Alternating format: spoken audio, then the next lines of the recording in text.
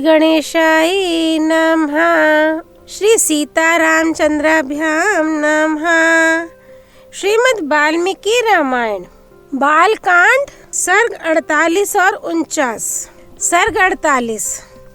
राजा सुमति से सत्कृत हो एक रात विशाला में रहकर मुनियों सहित श्री राम का मिथिलापुरी में पहुंचना और वहां सुने आश्रम के विषय में पूछने पर विश्वामित्र जी का उनसे अहिल्या को शाप प्राप्त होने की कथा सुनाना। वहाँ परस्पर समागम के समय एक दूसरे का कुशल मंगल पूछकर बातचीत के अंत में राजा सुमति ने महामुनि विश्वामित्र से कहा, ब्राह्मण आपका कल्याण हो। ये दोनों कुमार देवताओं के तुल्य पराक्रमी जान पड़ते हैं। इनकी चाल ढाल हाथी और सिंह की गति के समान है। ये दोनों वीर सिंह और सांड के समान प्रतीत होते हैं।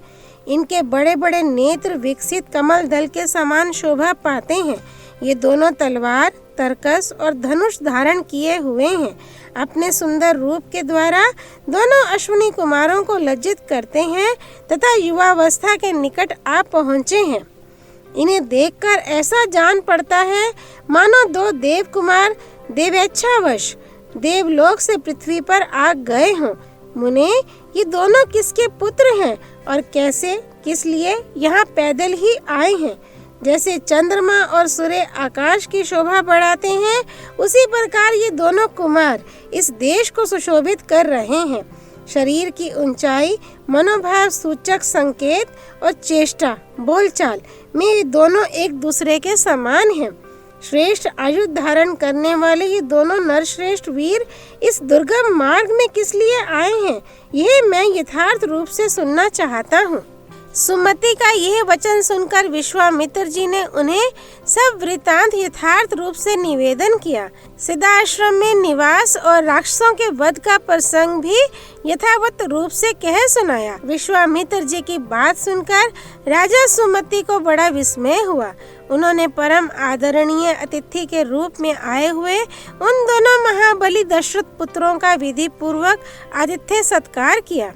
सुमति से उत्तम आदर सत्कार पाकर वे दोनों रघुवंशी कुमार वहां एक रात रहे और सवेरे उठकर मिथिला की ओर चल दिए। मिथिला में पहुंचकर जनकपुरी की सुंदर शोभा देख सभी महर्षि साधु साधु कहकर उसकी भूरी भूरी प्रशंसा करने लगे। मिथिला के उपवन में एक पुराना आश्रम था जो अत्यंत रमणीय होकर भी सूना दिखाई देता था। उसे देखकर श्री रामचंद्र जी ने मुनिवर विश्वामित्र जी से पूछा, भगवान ये कैसा स्थान है जो देखने में तो आश्रम जैसा है, किंतु एक भी मुनि यहाँ दृष्टिगोचर नहीं होते हैं। मैं ये सुनना चाहता हूँ कि पहले ये आश्रम किसका था? श्री रामचंद्र जी का ये प्रश्न सुनकर प्रवचन कुशल महातेजस्वी महामुनि विश्वामित्र ने इस प्रकार उत्तर दिया, रघुनंदन, पूर्व काल में ये जिस महात्मा का आश्रम था और जिन्होंने क्रोध पूर्वक इसे शाप दे दिया था, उनका तथा उनके इस आश्रम का सब वृतांत तुमसे कहता हूँ। तुम यथार्थ रूप से इसको सुनो। नरश्रेष्ठ, पूर्व काल में यह स्थान महात्मा गौतम का आश्रम था। उस समय ये आश्रम बड़ा ही दिव्य जान पड़ता था। देवता भी इसकी पूजा एवं प्रशंसा किया करते थे। महायशस्वी राजपुत्र पूर्व काल में महर्षि गौतम अपनी पत्नी अहिल्या के साथ रहकर यहाँ तपस्या करते थे।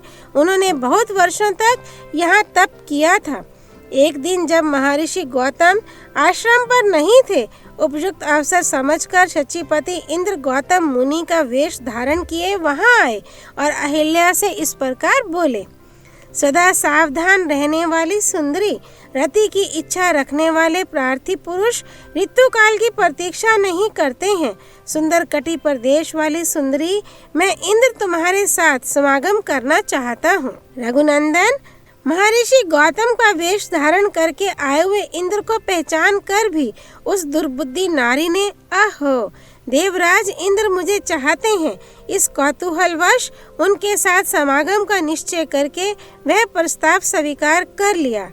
रति के पश्चात उसने देवराज इंद्र से संतुष्ट चित्त होकर कहा, सुरश्रेष्ठ, मैं आपके समागम से कृतार्थ हो गई। प्रभो, अब आप शीघ्र यहाँ से चले जाइए। देवेश्वर, महर्षि गौतम के कोप से आप अपनी और मेरी भी सब प्रकार से रक्षा कीजिए। तब इंद्र ने अहिल्या से हंसते हुए कहा, सुंदरी, मैं भी संतुष्ट हो गया। अब जैसे आया था उसी तरह चला जाऊंगा। श्री राम इस प्रकार अहिल्या से समागम करके इंद्र जब उस कुटी से बाहर निकले, तब गौतम के आ जाने की आशंका से बड़ी उतावली के साथ वेग पूर्वक भागने का प्रयत्न करने लगे। इतने ही में उन्होंने देखा, देवताओं और दानवों के लिए भी दुर्धर्ष तपोबल संपन्न महामुनि गौतम हाथ में समिधा लिए आश्रम में प्रवेश कर रहे हैं। उनका शरीर तीर्थ के जल से भीगा हुआ है और वे प्रज्वलित अग्नि के समान उद्दीप्त हो रहे हैं। उन पर दृष्टि पड़ते ही देवराज इंद्र भय से थर्रा उठे। उनके मुख पर विषाद छा गया। दुराचारी इंद्र को मुनि का वेश धारण किए देख सदाचार संपन्न मुनिवर गौतम जी ने रोष में भरकर कहा, दुर्मते, तूने मेरा रूप धारण करके यह ना करने योग्य पाप कर्म किया है, इसलिए तू विफल अंडकोशों से रहित हो जाएगा। रोष में भरे हुए महात्मा गौतम के ऐसा कहते ही सहस्त्राक्ष इंद्र के दोनों अंडकोश उसी क्षण पृथ्वी पर गिर पड़े। इंद्र को इस प्रकार शाप देकर गौतम ने अपनी पत्नी को भी शाप दिया, दुराचारिणी, तू भी यहाँ कई हजार वर्षों तक केवल हवा पीकर या उपवास करके कष्ट उठाती हुई राख में पड़ी रहेगी। समस्त प्राणियों से अदृश्य रहकर इस आश्रम में निवास करेगी। जब दुर्धर्ष दशरथ कुमार राम इस घोर वन में पदार्पण करेंगे, उस समय तू पवित्र होगी। उनका आतिथ्य सत्कार करने से तेरे लोभ मोह आदि दोष दूर हो जाएंगे और तू प्रसन्नता पूर्वक मेरे पास पहुंचकर अपना पूर्व शरीर धारण कर लेगी। अपनी दुराचारणी पत्नी से ऐसा कहकर महातेजस्वी महातपस्वी गौतम इस आश्रम को छोड़कर चले गए और सिद्धों तथा चारणों से सेवित हिमालय के रमणीय शिखर पर रहकर तपस्या करने लगे। श्री वाल्मीकि निर्मित आर्ष रामायण आदि काव्य के बालकांड में 48वां सर्ग पूरा हुआ। सर्ग 49। पितृ देवताओं द्वारा इंद्र को भेड़े के अंडकोश से युक्त करना तथा भगवान श्री राम के द्वारा अहिल्या का उद्धार एवं उन दोनों दंपति के द्वारा इनका सत्कार। तदनंतर इंद्र अंडकोश से रहित होकर बहुत डर गए। उनके नेत्रों में त्रास छा गया। वे अग्नि आदि देवताओं, सिद्धों, गंधर्वों और चारणों से इस प्रकार बोले, देवताओं, महात्मा गौतम की तपस्या में विघ्न डालने के लिए मैंने उन्हें क्रोध दिलाया है। ऐसा करके मैंने यह देवताओं का कार्य ही सिद्ध किया है। मुनि ने क्रोध पूर्वक भारी शाप देकर मुझे अंडकोश से रहित कर दिया और अपनी पत्नी का भी परित्याग कर दिया। इससे मेरे द्वारा उनकी तपस्या का अपहरण हुआ है। यदि मैं उनकी तपस्या में विघ्न नहीं डालता तो वे देवताओं का राज्य ही छीन लेते। अतः ऐसा करके मैंने देवताओं का ही कार्य सिद्ध किया है। इसलिए श्रेष्ठ देवताओं, तुम सब लोग, ऋषि समुदाय और चारण गण मिलकर मुझे अंडकोश से युक्त करने का प्रयत्न करो। इंद्र का यह वचन सुनकर मरुद गणों सहित अग्नि आदि समस्त देवता, कवे वाहन आदि पितृ देवताओं के पास जाकर बोले, पितृगण, ये आपका भेड़ा अंडकोश से युक्त है और इंद्र अंडकोश रहित कर दिए गए हैं। अतः इस भेड़े के दोनों अंडकोशों को लेकर आप शीघ्र ही इंद्र को अर्पित कर दें।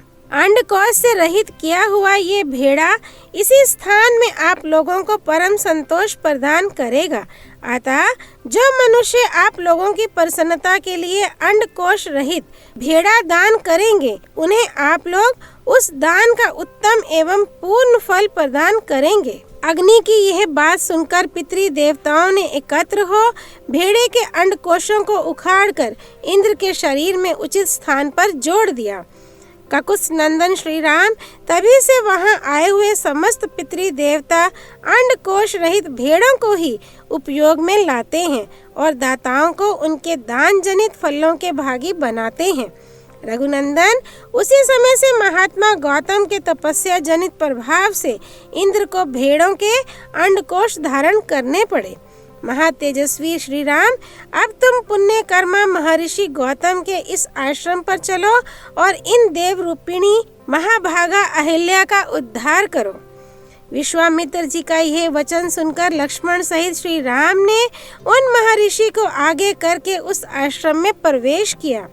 वहां जाकर उन्होंने देखा महासौभाग्यशालिनी अहिल्या अपनी तपस्या से देदीप्यमान हो रही हैं। इस लोक के मनुष्य तथा संपूर्ण देवता और असुर भी वहां आकर उन्हें देख नहीं सकते थे। उनका स्वरूप दिव्य था। विधाता ने बड़े प्रयत्न से उनके अंगों का निर्माण किया था। वे मायामयी सी प्रतीत होती थीं। धूम से घिरी हुई प्रज्वलित अग्निशिखा सी जान पड़ती थी। ओले और बादलों से ढकी हुई पूर्ण चंद्रमा की प्रभा सी दिखाई देती थी तथा जल के भीतर उद्भासित होने वाली सूर्य की दुर्धर्ष प्रभा के समान दृष्टिगोचर होती थी। गौतम के शापवश श्री रामचंद्र जी का दर्शन होने से पहले तीनों लोकों के किसी भी प्राणी के लिए उनका दर्शन होना कठिन था। श्री राम का दर्शन मिल जाने से जब उनके शाप का अंत हो गया तब वे उन सबको दिखाई देने लगी। उस समय श्री राम और लक्ष्मण ने बड़ी प्रसन्नता के साथ अहिल्या के दोनों चरणों का स्पर्श किया। महर्षि गौतम के वचनों का स्मरण करके अहिल्या ने बड़ी सावधानी के साथ उन दोनों भाइयों को आदरणीय अतिथि के रूप में अपनाया और पाद्म अर्घ्य आदि अर्पित करके उनका आतिथ्य सत्कार किया। श्री रामचंद्र जी ने शास्त्रीय विधि के अनुसार अहिल्या का वह आतिथ्य ग्रहण किया।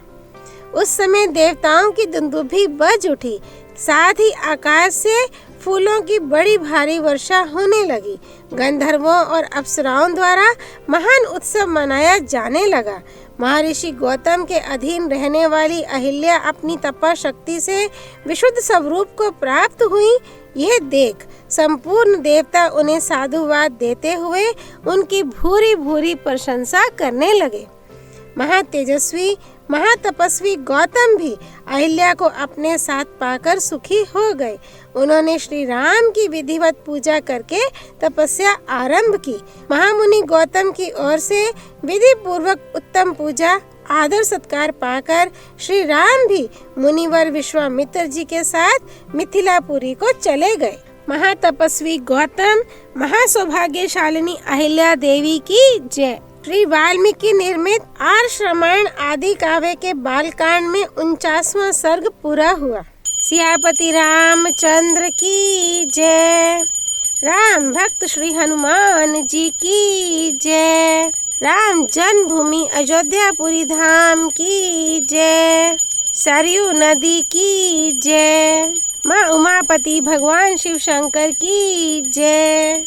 श्रीमद् वाल्मीकि रामायण की जय। महर्षि वाल्मीकि मुनि की जय। श्री हरि अर्पणमस्तु।